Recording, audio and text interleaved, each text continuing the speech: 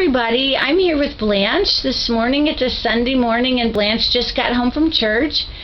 And I like to visit her on Sunday. She sits outside in her rocking chair on her lovely porch, and she always has a story. So, hi, Blanche.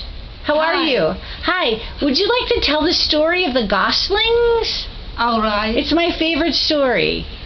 It was an unusual time. It was before the Depression, and there was in the fall there was a lot of ducks and geese on Ocracoke and the Outer Banks, and hunters came from all over to hunt the fowl.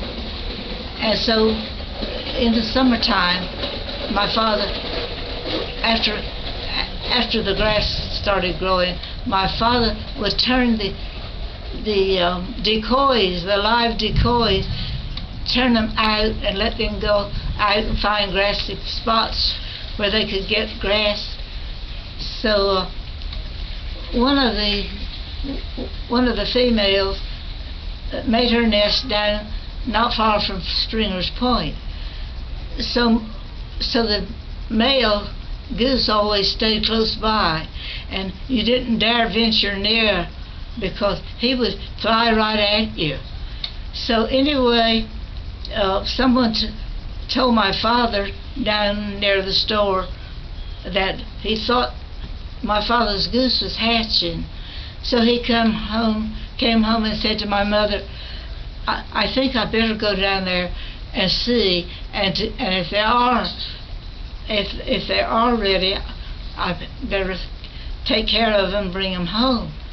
So he said to my mother something about her going too, and my two other younger sisters and I, we went, and we walked all the way out to the beach, and then we walked out near where the grass started and went on down to Springer's Point. And when we got there, the mother goose had hatched the goslings, and they were pretty. I think perhaps there was about 5 of them. So it was late in the evening, and I think my father decided that he couldn't coax them along with us because it was going to get dark, and he couldn't see them. So he ended up putting them in my mother's apron, and then the gander and the mother goose followed us. And you would have thought that the gander would have been angry and would fight back, but he didn't. See, he'd been through that many times when they'd come in and get the goslings and take them back to their home place and put them in pens.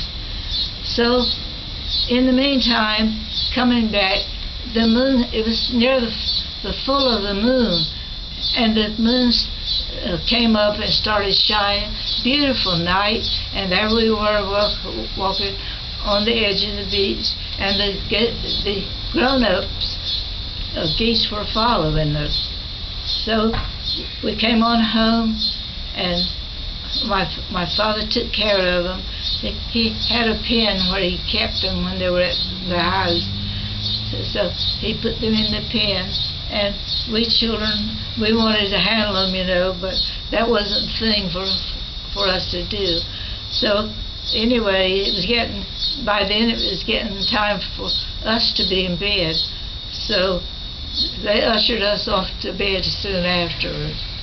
But they grew, and we would go in the garden and break off cabbage leaves and carrot tops and feed them to the little goslings, because at that time of the year you couldn't very well keep them in pens unless they had some type of greenery.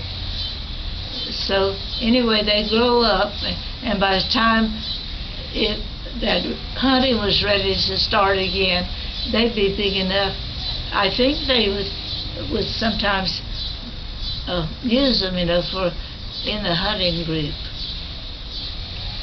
That is a great story, Blanche. That is a great story, and I think we'll end there. We have thunder. Do you hear the thunder? thunder out there and a couple mowers and a fairy whistle. So this is Luann out and about on Blanche's front porch on a kind of a lazy Sunday afternoon. Thanks, Blanche. Thank you. Bye. Bye-bye. Bye.